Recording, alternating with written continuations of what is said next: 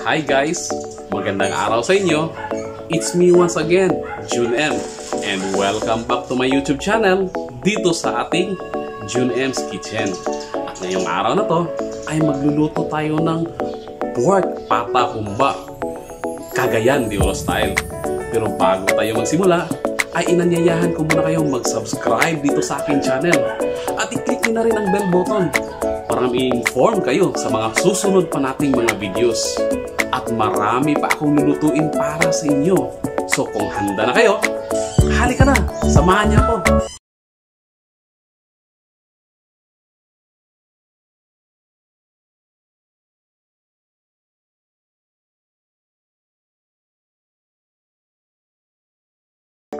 Ang una nating gagawin ay magpapakulo muna tayo ng tubig at palalamutin natin itong ating pork pata.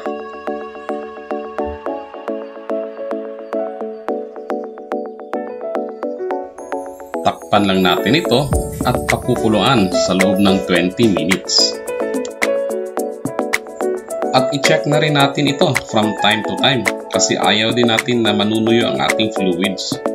At i-check na rin natin ang ating karne kung okay na ba sa'yo ang lambot nito. Huwag lang natin itong masyadong palambutin guys kasi lulutuin pa natin ito mamaya kasama ang sarsa niya. Pero sa tingin ko ay kulang pa ito sa lambot. At itutuloy lang natin ang pagpapalambot ito hanggang aabot tayo dun sa 20 minuto. Kaya takpan lang natin ulit ito at tuloy lang sa pagpapakulo nitong ating pork pata.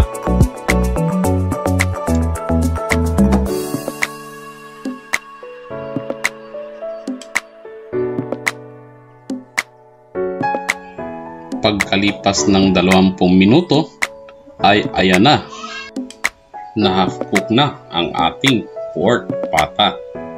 Hanguin lang natin ito at itutuloy ang magluluto natin ito kasama ang kaniyang sarsa. Pero bago ang lahat, ipapakita ko lang muna sa inyo ang kumpleto nating mga ingredients.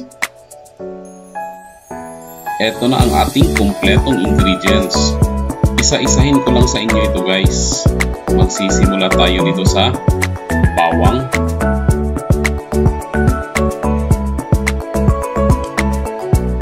red onions, dried banana blossoms, pineapple chunks,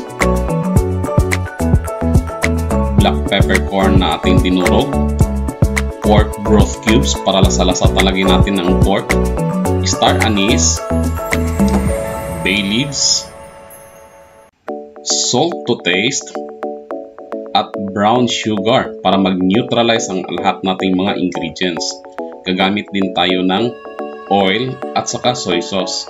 At ang bida natin sa lulutuing ito ay ang ating pork pata.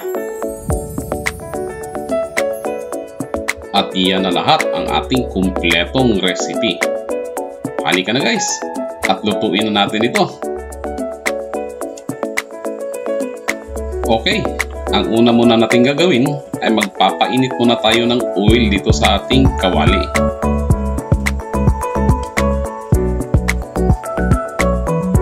At kapag ito ay mainit na, ay pwede na nating ilagay dito ang ating bawang. Hahayaan lang natin itong ating bawang guys na mag golden brown at lalabas ang aroma nito hanggang dun sa kapitbahay nyo.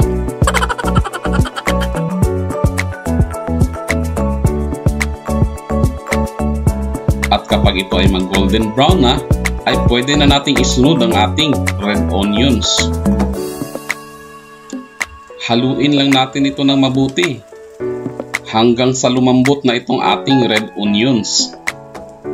Pagkatapos ay ilagay na natin ito paisa-isa dito ang ating pork pata. Ipapan-fry lang natin ito guys para maganda ang kalabasan ng texture nito.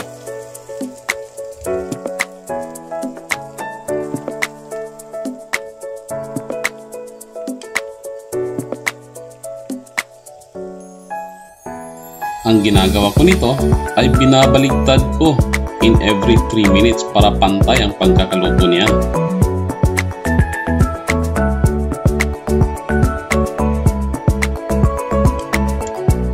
Tuloy lang natin ang pagpapan-fry nito hanggang sa mag-golden brown na ang kulay ng ating pata.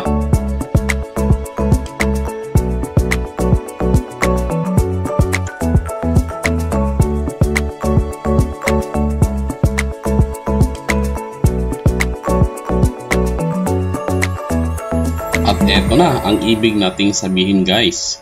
So sa puntong ito ay pwede na tayo maglalagay ng ating soy sauce. Kasama ang iba pa nating mga ingredients. Ang ating pineapple chunks,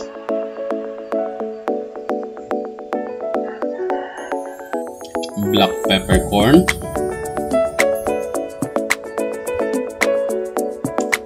dahon ng laurel, star anise, pork broth cubes para lasang-lasa talaga natin ang pork,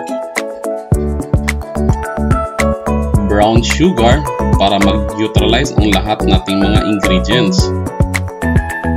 Huwag lang masyadong marami guys kasi ayaw din natin na sobrang tamis ang ating humba. Maglagay na rin tayo ng asin na ayon lang sa inyong panlasa.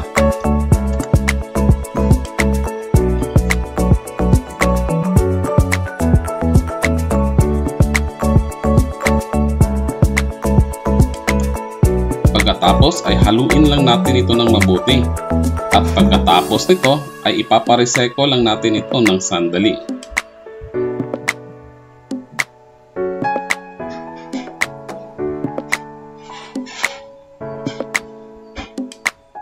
At magdagdag na rin tayo ng tubig kasi itutuloy pa natin ang pagpapalambot nito.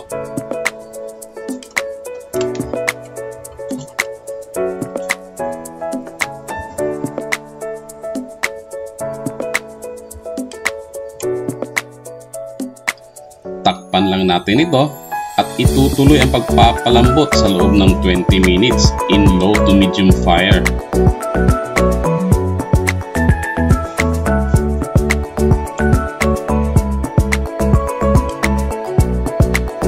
Bisitahin din natin ito from time to time guys at baligtarin ang mga pata para sa ganon ay pantay ang pagkakaluto nito.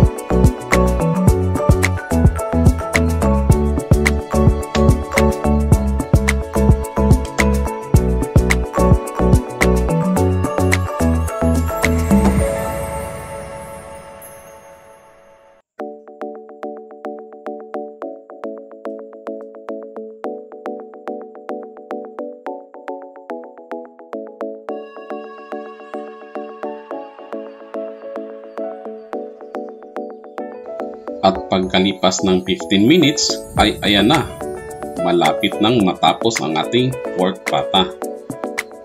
Pwede nang ilagay natin dito ang ating binabad sa tubig na dried banana blossoms. At pati na rin itong ating black beans na binabad din natin ito sa tubig. Very salty kasi ang mga ito guys, kaya ibinabad natin ito sa tubig. Kapag diretso natin itong ilalagay ay mawawala ang diskarte sa ating pagtitimpla. Haluin lang natin ito ng maayos guys at itutuloy lang natin ang pagluluto nito hanggang abot tayo doon sa 20 minutes.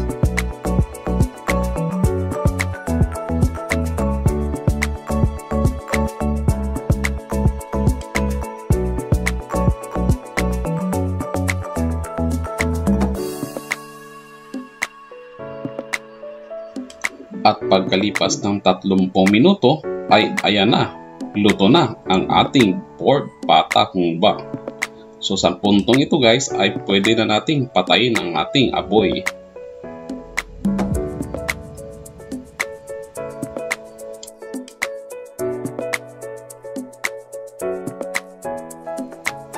Tingnan nyo guys oh, tamang-tama lang ang pagkakaluto nito. Tamang-tama lang ang kanyang sarsa. At sigurado ako na malambot na itong ating karne. At ang bango pa. nagutom tuloy ako. Halika na guys, at tirahin na natin ito.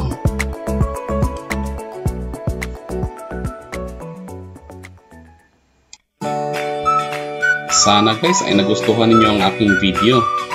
At kayo rin ay magluto nito kasi madali lang naman itong lutuin. At mag-subscribe na rin kayo sa channel ko dahil marami pa akong lulutuin para sa inyo. I-click nyo na rin ang bell button para ma-update kayo sa mga masasarap pa nating mga lutuin. Maraming salamat sa inyong panonood at magkikita-kita tayo ulit sa susunod nating video. Paalam!